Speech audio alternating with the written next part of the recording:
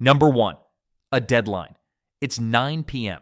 You have to deliver the presentation tomorrow. You've known about it for 2 weeks. You open your laptop, you leave it open, and go out for a walk. You're in too much stress. That, my friend, is a deadline panic. You may have procrastinated, but now your brain has decided that working before this deadline is as dangerous as getting chased by a dog on a lonely street.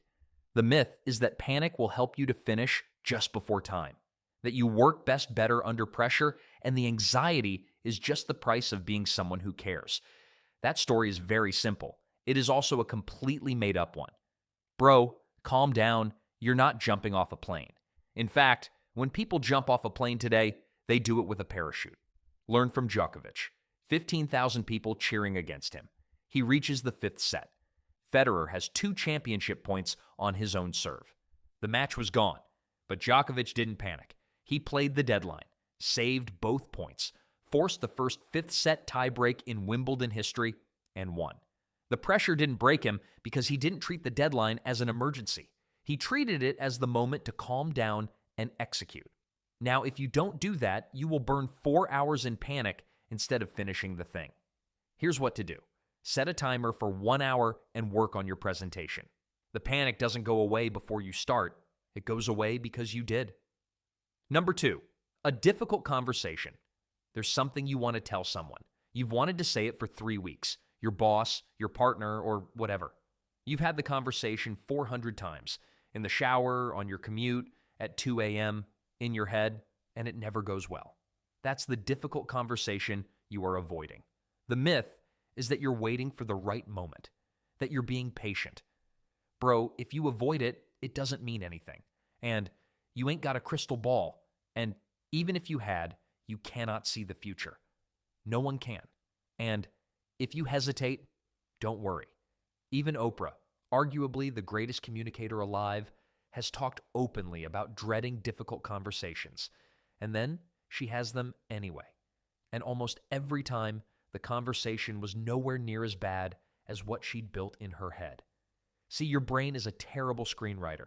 It always casts the other person as a monster and the ending as a disaster.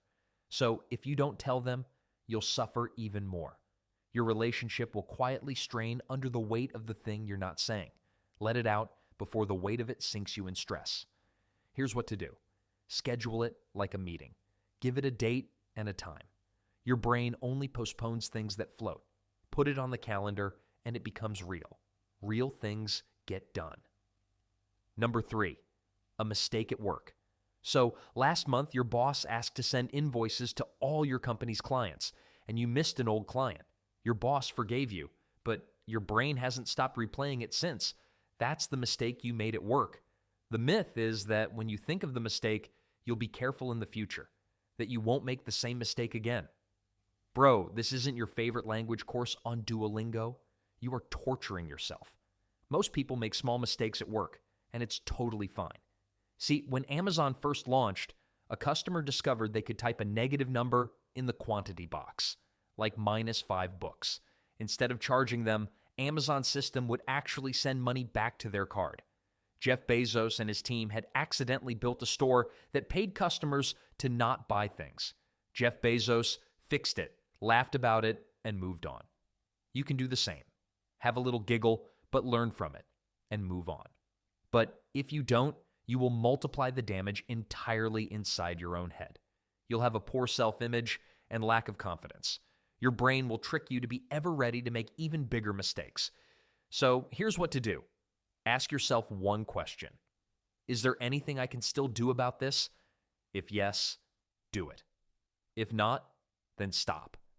Replaying the scenario in your head doesn't make you any more accountable. Don't shatter your confidence. Number 4, silence from someone you care about. Someone special has left you on scene. It's been 2 hours already, and no reply. And panic. What if she's left the city? What if she has started talking to that 4-foot guy, Alex, from high school? What if she has texted her ex and is ignoring me? How could she? That's what happens when you hear nothing but silence from someone you care about. The myth is that you could play mood detective and reread the chat messages 10 times. 10 times. Bro, you could actually install Tinder on your phone and get a good match in the same amount of time.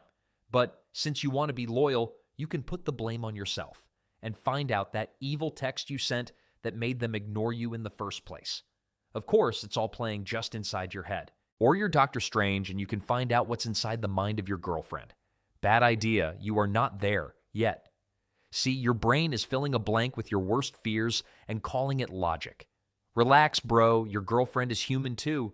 Stop telling yourself they don't care about you. She could be doing laundry or walking her dog or even crying over burnt pancakes. Okay, let's just hope that she's not that bad at baking. See, hope. Hope for the good. Tell your brain they're probably just busy. Because if you don't, you will pay the emotional price of a rejection that did not happen. My God, it's an imaginary breakup. What if she was actually walking her dog and you thought it was over? And since the game is not really over, here's what to do. First, wipe your tears. Tell your brain she's probably busy. And since there's no evidence that she's ignoring you for real, then let it be. Silence is good. And why don't you just hit the gym and check the phone later? Number 5, a decision you can't make. So, you want to study abroad. You've made a pros and cons list. Several, actually. On your phone, your notes app, the back of a receipt, you've asked 3 friends. One said yes, one said no. The third one speaks Chinese. So now it's time for you to Google. And now you're really sad with the info you find there. See, that right there is a tough decision you can't make. The myth is that more knowledge will help in making the right decision, that the right answer is sitting at the end of research. Bro, there is no guarantee that you'll go abroad to study and land on Mars with SpaceX. There never was. And the longer you look for any guarantees, the more your brain will trick you in believing that you're making the wrong choice. Bro, your brain is not protecting you. It's holding you hostage. Obama talked openly about decision fatigue. He eliminated minor daily choices entirely so he could think clearly about the ones that actually mattered, not because he had more information, because he knew the cost of analysis paralysis. Now, if you still want to do more research, you'll be left in inertia. In fact, the decision is already made. And since you don't move the needle, entropy will take over, time will pass, and you'll be stuck in your analysis. Someone else is going to go study abroad and land on Mars. You should be jealous. So if you want to make a decision without breaking a sweat, here's what to do. First, unfollow Elon Musk on X and then set a deadline for your decision. A real date. Because the clarity you're waiting for comes after you choose, not before. Number 6, a notification. You've applied for a job and you are awaiting their reply. It's been 3 days. Your phone lit up. You don't know what it is yet, but your shoulders are already up. You start breathing heavily. Is it an offer letter? A second interview call? Did Arsenal win the Champions League? Or is it a rejection from the company? Panic mode is on, and it's all because of a notification. Turns out it wasn't the email from your company. It was just a cutesy pop-up from Duolingo so you can keep your streak alive. For a moment, World War III had started inside your head. We all have hundreds of notifications every day. But do we need them? We believe that checking all emails is important for the survival of our species. The myth is that paying attention to all notifications is being responsible, that the ping deserves an immediate response because something might be urgent. Almost nothing is urgent, and your nervous system cannot tell the difference between breaking news and your friend tagging you in a meme. It fires the same signal either way. Bro, you are not a traffic controller. Cal Newport talks about this in his book, Deep Work. The most productive, clear-headed people he's encountered share one habit. They are unreachable for long, scheduled blocks of time. Not because they don't care, because they understand that attention is the most valuable currency. And notifications are designed by very smart, very well-paid people to take your time and attention from you. So, if you check all notifications, you would never finish a full thought. Your attention will be divided. You won't be able to focus on anything. Check Cal's book, Digital Minimalism, if you want to learn how much money and effort is invested to eat off your attention. Here's what to do. Turn them off during the hours you need to think. Your brain will resist. That resistance is not important. It just feels like it is. Number 7, awkward moment you can't stop replaying. So 6 months ago, you were in a park and you waved at a beautiful girl. Unfortunately, the girl walked past that spot and accidentally you waved at a 7-foot-tall grumpy police officer. caught in the moment you smiled at him, but he stared back at you as if you were the guy who used to steal his lunch during school days. Now, you're worried. You keep replaying this moment every time you're in the park. You don't wave at people anymore. That's the awkward moment you can't stop replaying. The myth is that replaying the scenario would make you safe, that enough replays will help you finally forgive yourself and you'll never walk into the same grumpy police officer again in your life. You see, replaying doesn't help. Your brain tricks you. You just make the memory even more fresh as it happened very recently. Might feel like you saw the police officer this morning. Bro, relax. The police officer may be thick-skinned, but he won't come after you. If you really had stolen his lunch from his school days, he would have recognized you on the spot. You're safe. Don't worry. You're not paranoid. You're just overthinking, just like we all do. Psychologists call this the spotlight effect. We dramatically overestimate how much other people are thinking about us because everyone is too busy being the star of their own movie to be a crew worker in your movie. You are the only person caught in that moment. If you don't stop thinking how awkward it was to wave in the park, you're going to overthink even more.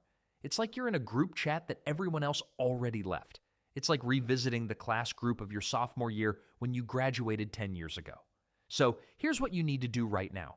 Never wave at a stranger in the park.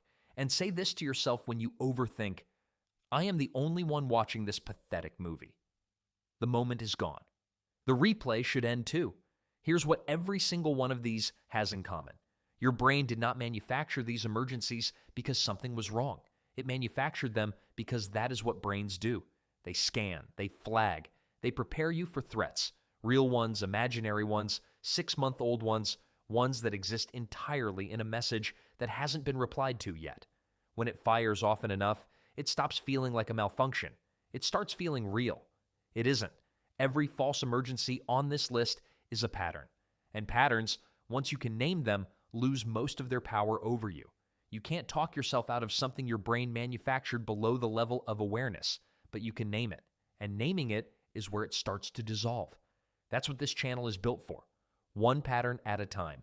You know where to find the rest.